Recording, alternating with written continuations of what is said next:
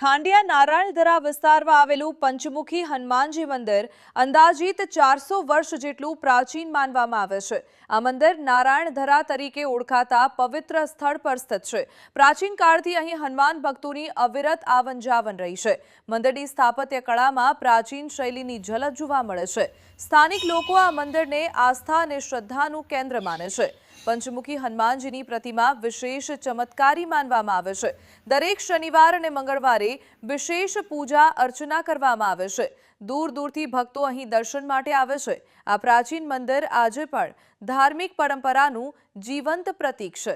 गाम खांडिया से चूड़ा तालुको सुरेन्द्रनगर जिल्लो उमरी तालुका रोड पर आवेલું મંદિર છે।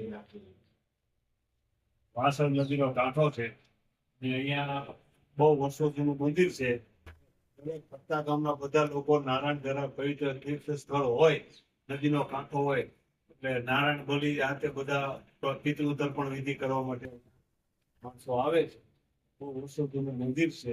મહિમા તો આનો ગાય એટલો ઓછો। અવડી મોટી પંચમુખી હનુમાનજીની મૂર્તિ ક્યાંય સુરેન્દ્રનગર જિલ્લામાં અમે ક્યાંય જોઈ નથી। બહાર ક્યાંય હોય તો વસ્તુ અલગ છે।